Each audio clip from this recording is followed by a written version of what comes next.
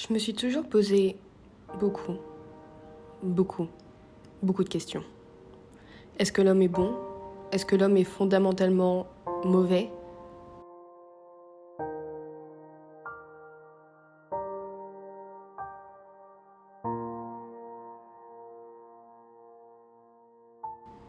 D'où viennent nos fantasmes les plus profonds? Et surtout, comment peut-on distinguer le vrai du réel? Je me pose toutes ces questions et puis je réalise qu'il y a un endroit qui pourra m'apporter ces réponses. Un endroit beaucoup fantasmé. Cet endroit, c'est le Darknet. Alors, je me suis posé la question. Qui a inventé le Darknet? Pourquoi? Comment? Qu'est-ce qu'il y a sur le Darknet aujourd'hui? J'ai commencé à faire des recherches, beaucoup de recherches. La plupart des articles sur lesquels je tombais, c'était un peu des articles gros buzz, sur les red rooms, sur les tueurs à gages. Mais moi, ça m'intéresse pas ça. Moi, ce que je veux comprendre, c'est pourquoi fouiller, déterrer. C'est ce que j'ai fait. Et dans cette vidéo, je vais tout vous raconter.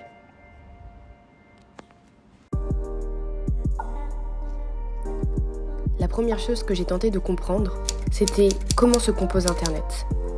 Et je n'étais pas au bout de mes surprises. Je t'explique. La première chose que tu dois comprendre, c'est que Internet, c'est très grand. Pour que ça soit plus simple, j'ai trouvé un schéma qui est ultra simple à comprendre. En gros, il faut que tu t'imagines un énorme iceberg. Le haut qui dépasse, le haut de l'iceberg qui dépasse, c'est le web que tu connais. C'est en gros lorsque tu vas sur Facebook, que tu vas sur Twitter, ou bien même lorsque tu navigues sur Internet avec des moteurs de recherche. Ensuite, tu as la deuxième partie de l'iceberg qui s'appelle le Deep Web. Il faut te dire que le Deep Web représente près de 80, voire 90% d'Internet, c'est énorme.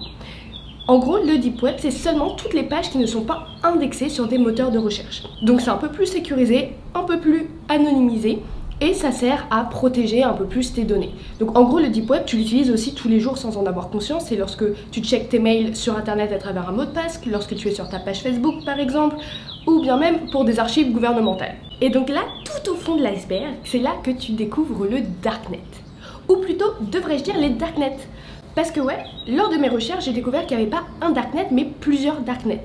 Donc t'as le Darknet le plus connu qui s'appelle Tor, et t'en as d'autres tels que Freenet, ou bien encore Rifle ou Zeronet. En gros, un Darknet, pour que tu comprennes bien ce que c'est un ensemble de réseaux privés qui sont superposés sur l'Internet classique. Ils utilisent souvent des protocoles très spécifiques pour pouvoir garantir l'anonymat et la confidentialité. J'ai aussi découvert dans mes recherches qu'il ne fallait absolument pas confondre le Darknet et le Dark Web. Pour comprendre, c'est très simple, le Darknet c'est la base, le Dark Web ce sont les sites ou les contenus qui sont disposés sur le Darknet. Après cette première étape, je savais donc exactement ce qu'était le Darknet. Et la deuxième question qui me venait, c'était mais qui a inventé le Darknet? Et là, tu vas être très choqué, puisque le Darknet vient tout simplement de l'armée américaine. En effet, pour donner un peu plus de contexte, lors de mes recherches, j'ai découvert que le premier Darknet, donc Tor, avait été inventé en 1995 par des employés d'un laboratoire de recherche, la Navy américaine, qui était un corps de l'armée. Ce projet a été financé par de nombreuses organisations gouvernementales, mais également, et accroche-toi bien, par la CIA. En fait, c'est assez logique si on remonte un peu l'histoire, puisque l'armée militaire a toujours été extrêmement ingénieuse lorsqu'il s'agissait de protéger des données, ou bien également de créer des armes. Mais bon, tout ne peut pas être noir et blanc dans la vie. En tout cas, Tor a été créé donc d'une part pour protéger les données gouvernementales, pour pouvoir assurer des communications extrêmement secrètes entre les militaires et le gouvernement. Finalement, c'était tout simplement un service de protection d'État.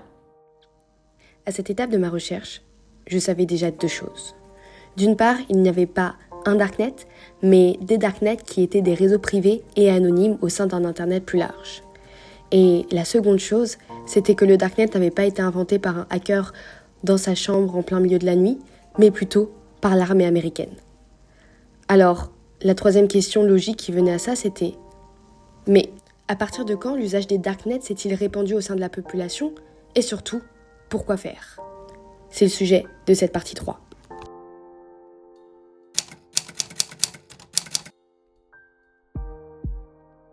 La troisième étape était de comprendre à quoi sert vraiment le Darknet et surtout quelles sont ses utilités. Je veux bien que l'utilité soit principalement les red rooms ou bien d'embaucher un tueur à gages, etc. Mais entre nous, on sait très bien, l'homme a ce qu'il y a de pire, mais également ce qu'il y a de meilleur.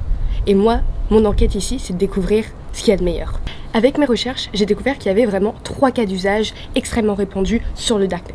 Le premier, comme tu peux t'en douter, c'est pouvoir contourner la censure, mais surtout pouvoir communiquer de manière sécurisée. Par exemple, lors du printemps arabe, entre 2010 et 2012, les manifestants d'Égypte ou même de Turquie allaient sur le Darknet pour pouvoir éviter justement la censure gouvernementale et puis pouvoir communiquer entre eux.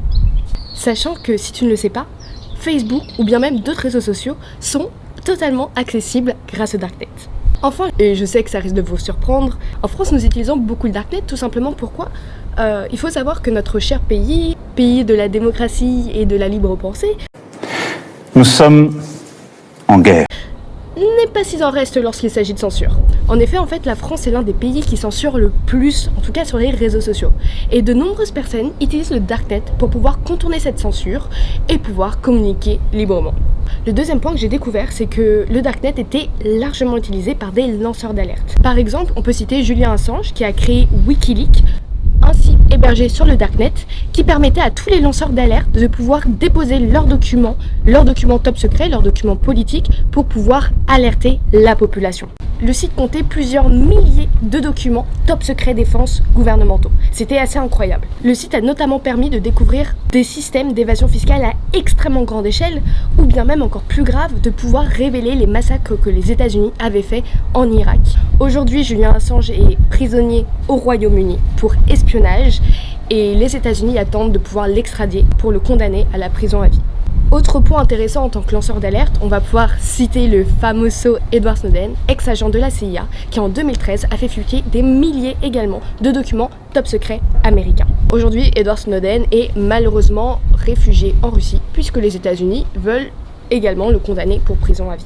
Enfin, le dernier point, et oui, je sais que tu l'attendais, c'est les activités légales. C'est pour ça que le Darknet est principalement connu.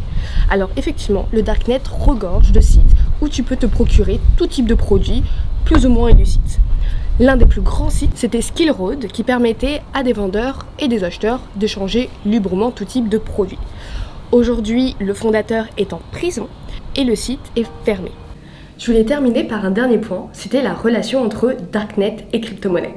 Parce que lors de mes recherches, j'ai découvert que finalement, l'essor du Bitcoin à cette même période a été extrêmement corrélé au développement du Darknet et puis plus particulièrement de la plateforme Silk Road. En fait, c'est même plutôt simple à comprendre. Les utilisateurs du Darknet se sont vite rendus compte que le Darknet c'était certes très anonyme, mais pas non plus à 100%. Et puis dans tous les cas, il leur fallait une monnaie pour pouvoir garder leur anonymat. Et c'est là que la plupart des gens se sont tournés vers le Bitcoin. L'aspect pseudonyme et la rapidité des transactions du Bitcoin étaient finalement un outil parfait pour pouvoir permettre les échanges. Ça a permis d'une part de prouver aux crypto-anarchistes que oui, finalement, le Bitcoin pouvait vraiment devenir une monnaie d'échange. Et puis d'autre part, d'un point de vue économique, le Bitcoin a subi son premier bull run. Après, je tiens à préciser, parce que je sais que régulièrement, et la plupart des politiques vont vous dire que le Bitcoin est utilisé pour des activités illégales. Votre secteur n'est pas propre, merci de ne pas me salir avec. Alors certes, c'était le cas au début, aujourd'hui ce n'est plus du tout le cas. Les transactions illégales avec le Bitcoin représentent moins de 1% des transactions. Et d'un autre côté, c'est totalement compréhensible puisque le Bitcoin, je le rappelle, est pseudonyme et non anonyme. Et avec l'essor des exchanges centralisés, finalement, si tu veux faire quelque chose d'illégal, petit conseil d'amis, ne passe pas par le Bitcoin. Et donc là, tu te dis, mais elle m'a pas encore parlé de mes Red Rooms. Je sais, et malheureusement pour toi, force est de constater que d'après mes recherches, les Red Rooms seraient plus un mythe qu'une réalité. Et dans tous les cas, si on peut conclure quelque chose de toutes mes recherches, c'est que d'une part, beaucoup de fantasmes et beaucoup de mythes tournent autour du Darknet. Et la plupart du temps, c'est pas forcément bien. Mais ça prouve encore une fois qu'il faut toujours aller chercher soi-même la vérité. Surtout quand autant de mythes tournent autour d'un seul et même outil. C'est souvent extrêmement biaisé. Donc non, les Red Rooms n'existent pas. Oui, le Darknet est utilisé pour des activités illégales, mais il est également utilisé pour des actions qui, en mon sens, me semblent tout à fait louables. Non, le Darknet n'est pas un lieu si difficile d'accès. On peut y accéder même très simplement avec l'outil Tor. Et non, le Darknet n'est pas un lieu garantissant l'anonymat. Donc j'espère que cette vidéo t'a plu, qu'elle a servi à démystifier bon nombre de mystères que tu te faisais autour du Darknet.